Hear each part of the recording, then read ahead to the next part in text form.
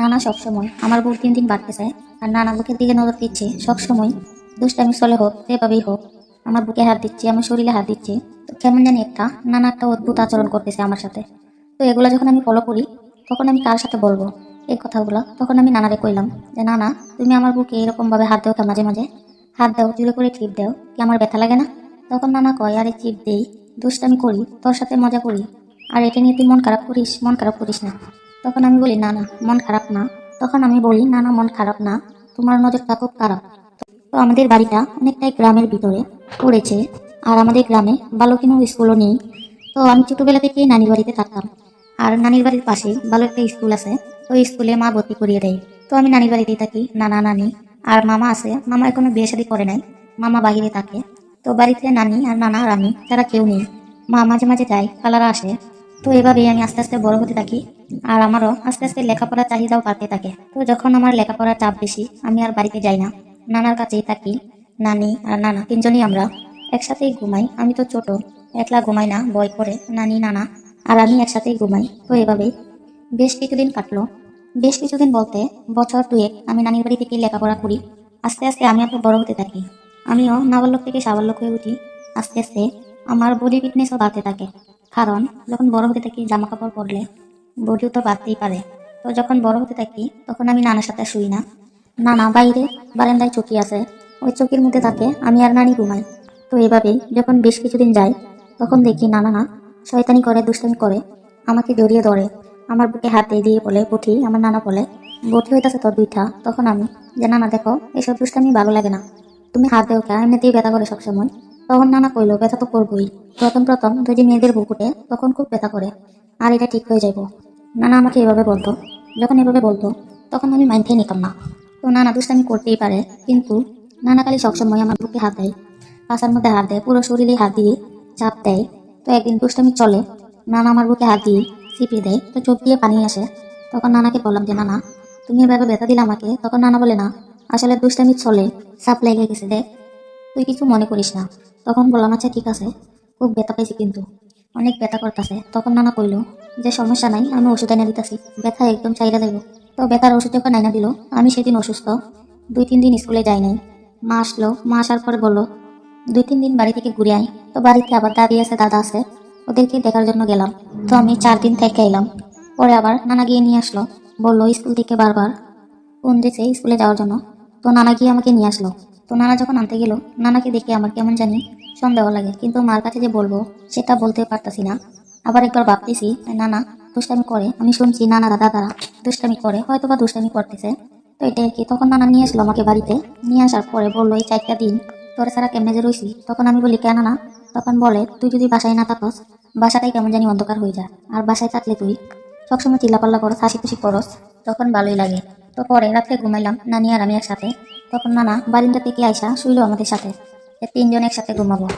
তো আমি আর কিছু মনে করলাম না, আমি তো শুই। আগেও তো নানি আমি শুইছি, নানা শুইছি।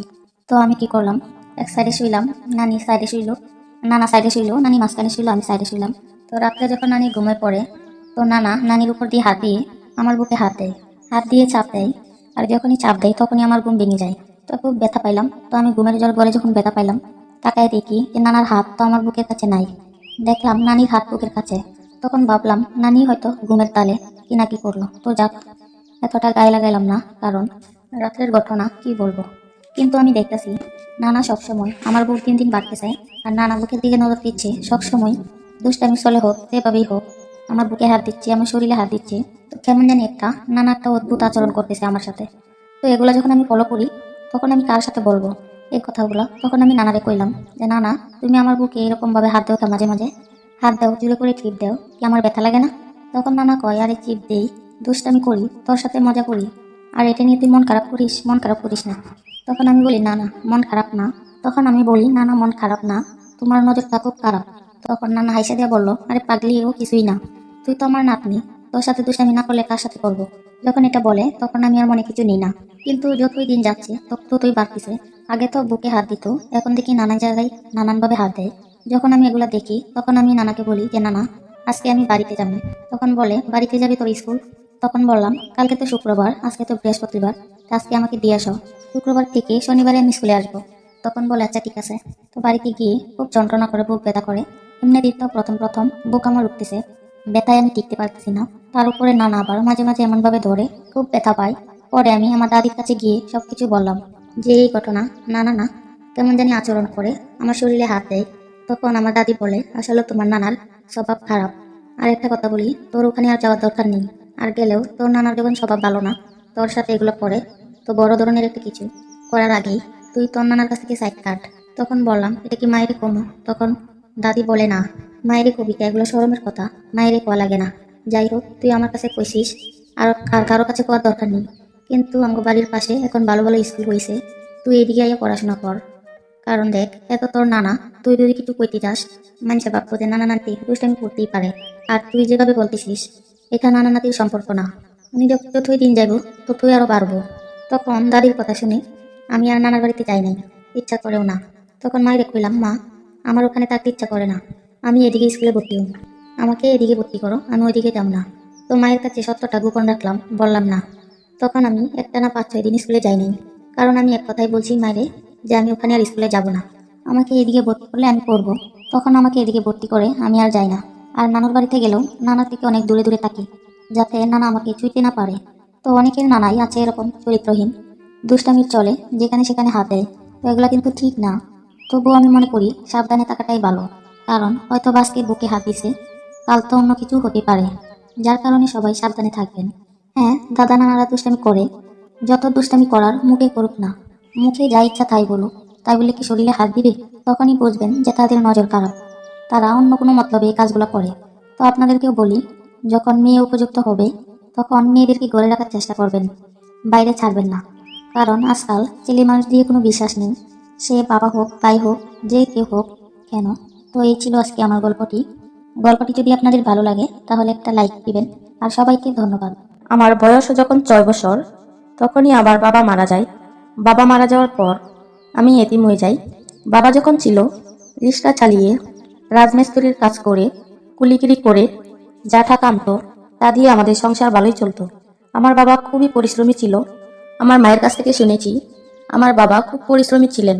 যদিও আমাদের এত টাকা পয়সা ছিল না, জমি জমা ছিল না, তারপরেও আমার বাবা গরিব হলেও তার মনটা ছিল অনেক ভালো।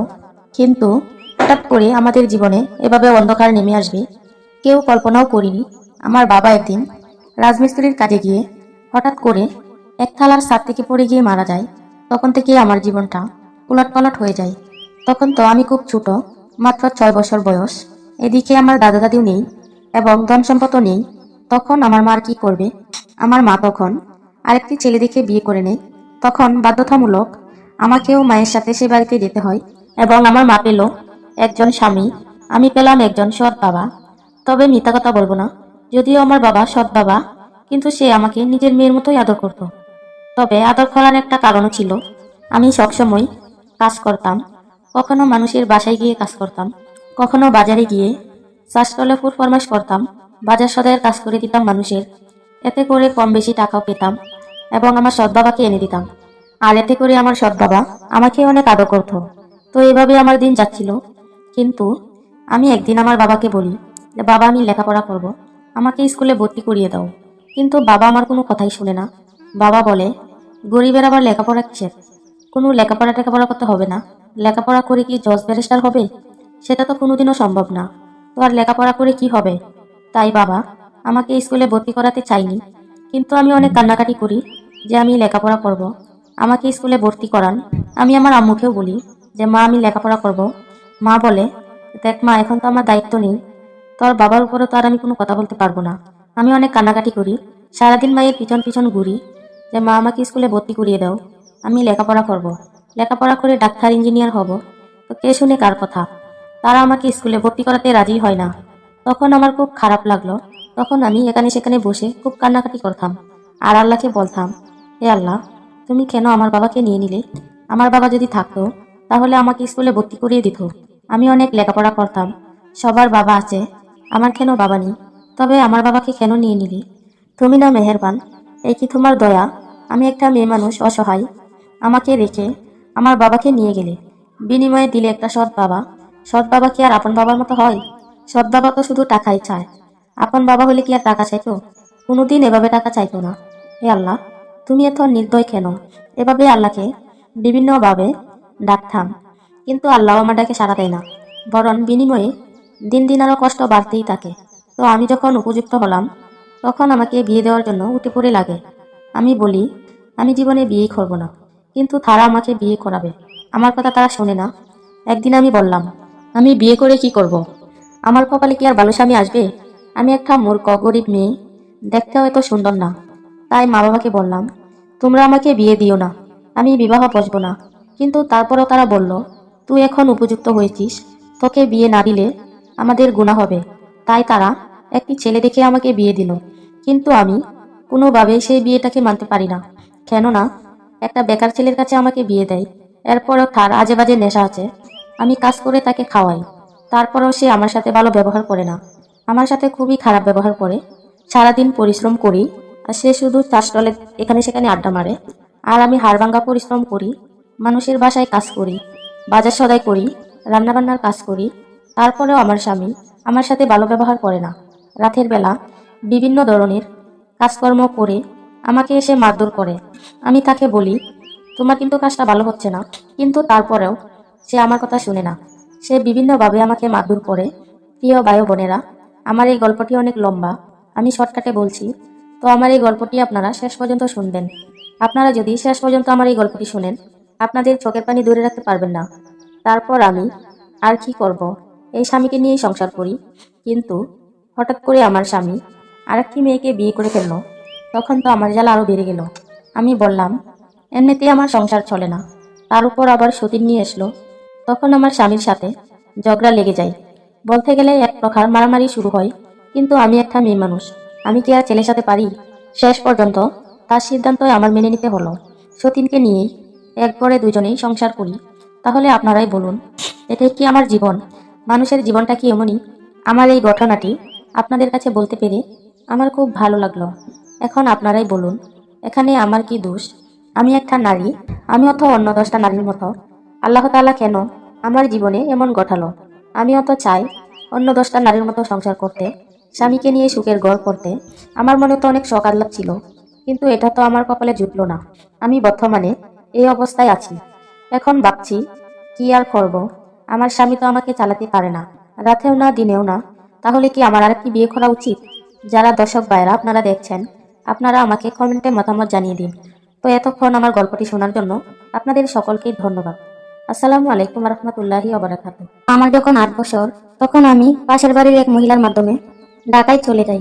ফুটপাতের বিভিন্ন মানুষের পরফরমেন্স করি এবং যখন একটু বড় হই, তখন বাসা বাড়ির কাজে জয়েন করি।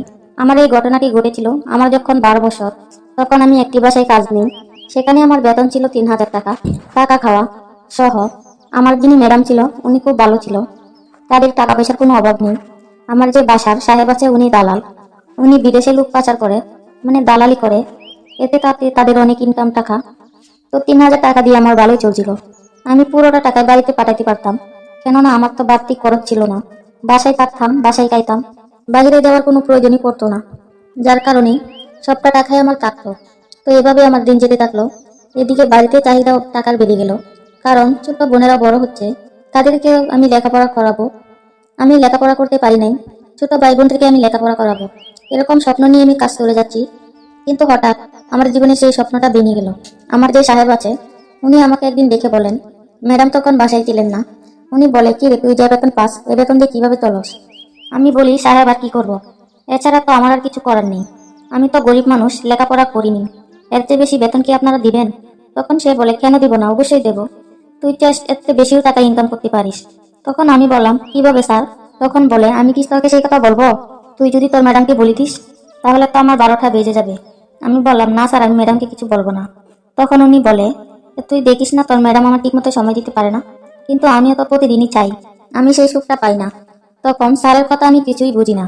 তখন স্যার আমাকে খুইলা বলে, তোর ম্যাডাম যখন বাসায় থাকবে না, তোর ম্যাডাম তো বেশিরভাগ সময় বাসায় থাকে না। আমি ঘুম থেকে ওঠার আগে সে বাচ্চাদেরকে নিয়ে স্কুলে চলে যায়। তো সেই সময় যদি তুই আমার কাছে আসিস, আমাকে একটু আদর যত্ন করিস, আমার সেবা যত্ন করিস, তাহলে তোকে আমি তাহলে মাসে আরো 10,000 টাকা বাড়তি দেবো। আমি বললাম, কি বলেন স্যার? সারা মাস কাজ করে দেন 3000 টাকা, আর সামান্য একটু সেবা যত্ন করলে আপনি 10,000 টাকা দিবেন? এটা কি সম্ভব? তখন স্যার আমাকে বলে, কেন আমি যদি তোরা 10,000 টাকা দিয়ে দিই তাহলে কি আমার কম পড়বে? তুই জানিস আমার প্রতিদিনই লাখ লাখ টাকা ইনকাম। আমি মনে মনে ভাবলাম স্যার তো সত্যিই বলেছে, 10,000 টাকা তো স্যারের জন্য কোনো বিষয়ই না, কিন্তু আমার জন্য তো অনেক কিছু। স্যার যদি আমাকে 10,000 টাকা দেয়, তখন আমি এই টাকাটা বাড়িতে পাঠালে তারা এই টাকাটা দিয়ে আরো অনেক কিছু করতে পারবে, এবং আমি আমার ছোট বোনদেরকে লেখাপড়া করাতে পারবো। তো সেই স্বপ্ন নিয়ে আমি স্যারকে বললাম, ঠিক আছে স্যার, আমি আপনার প্রস্তাবে রাজি। তো আগামীকাল থেকে আমি ডিউটি শুরু করব। যখন প্রতিদিন সকালে যখন ম্যাডাম বাসায় থাকে না, তখন আমি স্যারের কাছে যাই, স্যারকে আদর যত্ন করি, চুল টিপে দেই, মাথা টিপে দেই, এবং তার শরীরটা আমি টিপে দেই, এবং স্যারও আমার সারা শরীর টিপে দেয়।